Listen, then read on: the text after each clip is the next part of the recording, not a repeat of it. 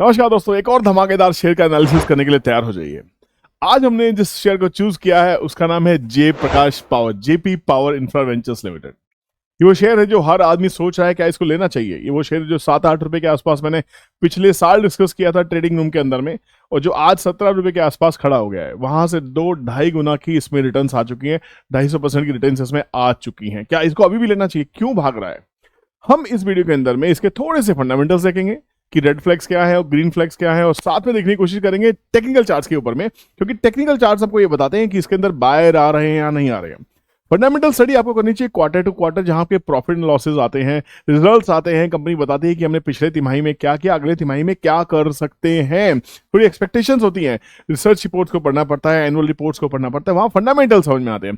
But technical chart एक ऐसी चीज है जहां हमें यह समझ में आया था कि क्या बायर आ रहे हैं या सेलर आ रहे हैं, उसके बेसिस पे हम किसी स्टॉक में एंट्री या एग्जिट प्लान कर सकते हैं। दोस्तों, आगे बढ़ने से पहले मैं आपको बता दूं कि ये किसी भी तरह की बाइंग सेलिंग एडवाइस नहीं है, ना ही मैं कोई सेबी रजिस्टर्ड एडवाइजर हूं। या मेरा व्यू क्या है, मेरा एनालिसिस क्या है, मैं स्टॉक्स को कैसे देखता हूं, कैसे सिंपल एनालिसिस करके एक स्टॉक्स के टारगेट बनाए जा सकते हैं, कैसे फिबोनाची को यूज करते हुए, कैसे मेरा फेवरेट सेटअप 5-8-13 को यूज करते हुए हम एक टारगेट के ऊपर आ सकते हैं, कहां स्टॉप लॉसेस प्लान करने चाहिए as per the chart, not as per मी। मैं नहीं कह रहा हूं। तो स्टडी कर रहे हैं, लर्निंग कर रहे हैं, एक दूसरे को एजुकेट कर रहे हैं, और ये एकमात्र चैनल है जहां पे आपको रोज नए स्टॉक्स निकाल के दूंगा। रोज स्टडी करेंगे, रोज रिव्यू करेंगे और देखेंगे कि क्या स्टॉक मार्केट हमारे पकड़ में आती है। प्लीज मेरे साथ बने रहें। चैनल को सब्सक्राइब अभी तक नहीं किया है, सब्सक्राइब के बटन को अभी प्रेस कीजिए, बेल नोटिफिकेशन ऑन प्रेस कीजिएगा, मुझे मैसेज आए कि सर आपकी नोटिफिकेशन लेट आ रही है, नोटिफिकेशन फॉर ऑल ऑन कीजिए, टाइम पे आएगी। साथ में अभी एक लाइक प्रेस कर दीजिए। मैं आगे बढ़ता हूं, आपको लाइक प्रेस करने में सिर्फ 1 सेकंड लगेगी। हम बात कर रहे हैं Jaiprakash power ventures, which is JP power के नाम से मशहूर ये कंपनी है। जेपी ग्रुप को सब जानते हैं, हाइड्रो पावर की कंपनी है, बहुत ही पुरानी कंपनी है। विष्णुप्रयाग डैम के ऊपर में 400 मेगावाट का प्लान है। उत्तराखंड के अंदर में बिजनेसेस में जाने की कोशिश करें, पावर जनरेशन और पावर ट्रांसमिशन का ये कंपनी काम करती है।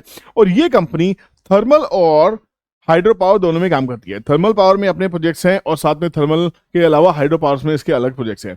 ये तो सबको मालूम है ना, कंपनी बहुत पुरानी है। इसके और फंडामेंटल्स क्या है, इसको जानने की कोशिश करते हैं और चलते हैं स्कीनर.इन के ऊपर में। 11,946 करोड़ की कंपनी है, आप देख सकते हो, ठीक ठाक सा साइज है, स्मॉल कैप कंपनी है। प्राइस 17 रुपए, जो आज का भाव है 17 रुपए आज चल रहा है। जो रेड फ्लैग है इस स्टॉक का पीई, विच इज 150 रुपीज, बहुत ज्यादा हाई है, बहुत ज्यादा हाई है। इंडस्ट्री पी 18 रुपए के आसपास में, तो ये एक कंसर्न का विषय है। तो जब भी आप ऐसे स्मॉल कैप शेयर्स को, छोटे शेयर्स को बाय करने की कोशिश करते हैं, मेरी आपसे रिक्वेस्ट है, बिना स्टॉप लॉसेस के ऐसे शेयर्स को बिल्कुल बाय मत कीजिए। कोई भी एनालिसिस का वीडियो आपने देखा हो, मेरा ही क्यों ना हो, चाहे कोई भी किसी भी बढ़िया से बढ़िया सोर्स से टिप क्यों ना आ गई हो आपके पास में, तो ऐसी कंपनीज जिसका पी बहुत हाई है वहां पे आपको ध्यान रखना चाहिए। पी धीरे धीरे ठीक हो सकती है, कंपनी जब सेल्स ज्यादा करती है, प्रॉफिट ज्यादा करती है, अर्निंग पर शेयर इंप्रूव होती है, कहीं ना कहीं प्राइस टू अर्निंग इंप्रूव होती है, तो ये सब चीजें ठीक हो जाती हैं। पर क्या कंपनी प्रॉफिट कर रही है, ये देखना बहुत जरूरी है। इस कंपनी के अंदर रेड फ्लैग्स और भी हैं। कंपनी का एनालिसिस करने की कोशिश करें तो कंपनी का जो स्टॉक है अपनी बुक वैल्यू से 1.3 टाइम्स से बुक वैल्यू के आसपास मिल रहा है, which is very nice. Red flags क्या है, रेड फ्लैग्स बड़े इंपॉर्टेंट है। कंपनी लगातार प्रॉफिट दे रही है, ये अच्छा है। रेड फ्लैग नहीं, ग्रीन फ्लैग है। लोग कहते हैं डिविडेंड नहीं दे रही, ये जरूरी नहीं है। बुक्स में कोई रूल नहीं है कि कंपनी अगर प्रॉफिट कर रही है तो वो डिविडेंड दे ही दे, देना चाहिए, ये भी कोई रूल नहीं है। अगर कंपनी देती है तो अच्छी बात है। डिविडेंड जब भी किसी स्टॉक में आता है तो भाव गिरता है, वो डिविडेंड का जो प्राइस है उससे एडजस्ट हो जाता है। तो अगर कंपनी डिविडेंड ना भी पे करे, डिविडेंड को अनाउंस करे और भाव के अंदर एप्रिसिएशन मिल जाए, तो मेरे हिसाब से तो बहुत ज्यादा बेटर है बजाय कि डिविडेंड के पे आउट का। कंपनी के पास लो इंटरेस्ट कवरेज रेशो है, कंपनी के पास लो रिटर्न ऑन इक्विटी है, बिल्कुल सही है। 3 साल से रिटर्न ऑन इक्विटी नहीं है, बट 3 साल से हम बात कर रहे हैं पावर प्रोजेक्ट्स की, पावर की बातें कर रहे हैं। अब ये साल 2024 सरकार के लिए बड़ी गहन अध्ययन का विषय है। सरकार चाहती है कि पावर के ऊपर कुछ खेल किया जाए। मुझे ऐसा लगता है इस बार के बजट के अंदर में पावर के ऊपर बात जरूर होगी। तो यहां कहीं ना कहीं रिटर्न्स ऑन इक्विटी जो है आने वाले टाइम में बढ़ सकती है, ठीक हो सकती है। प्रमोटर ने अपने 79.2% शेयर्स को प्लेज करके रखा है, ये एक रेड फ्लैग है। वर्किंग कैपिटल डेज 44 डेज से लेके 67 डेज पे आए हैं, ये भी थोड़ा रेड फ्लैग है।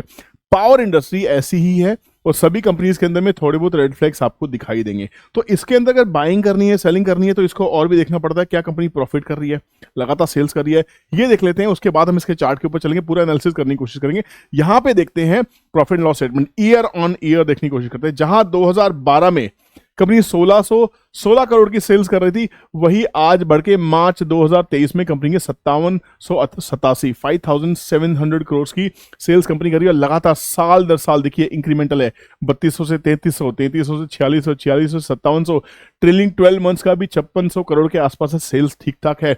ऑपरेटिंग प्रॉफिट मार्जिन की बात कीजिए, शानदार हैं, 20% के आसपास के मार्जिन सही होते हैं, 30-35% तक कंपनी लेके चली जाती है मार्जिन को, ये बड़ा शानदार चीज है। ऑपरेटिंग प्रॉफिट की अगर बात करने की कोशिश करें, जहां कंपनी 1400 करोड़ का प्रॉफिट करती थी, कंपनी का प्रॉफिट घट के रह गया सेल्स बढ़ने के बावजूद भी 1170 करोड़।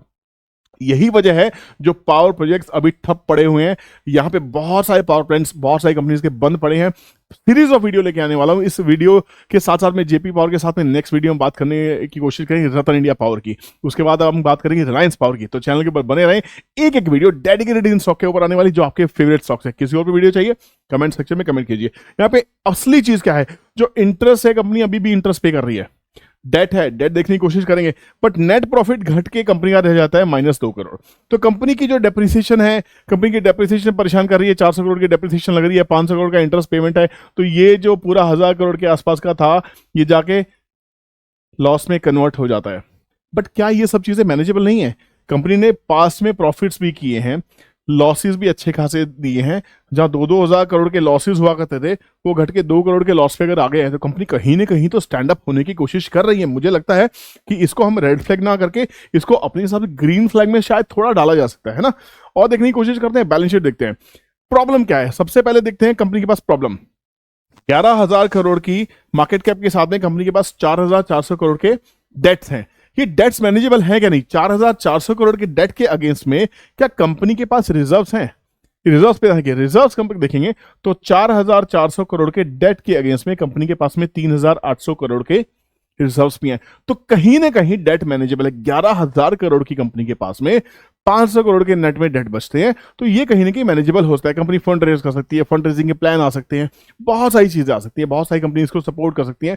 तो ये गेम चेंज होने में टाइम नहीं लगेगा। सरकार सब्सिडीज दे सकती है, सरकार कुछ चीजें ऐसी प्लान कर सकती है जहां गेम बन सकता है, दिखाई दे सकता है। तो ये मेरे हिसाब से मुझे मैनेजेबल है, इसके ऊपर मैं रेड फ्लैग इसको नहीं देना चाहूंगा। तो यहाँ पे कंपनी ठीक ठाक से दिखाई देती है।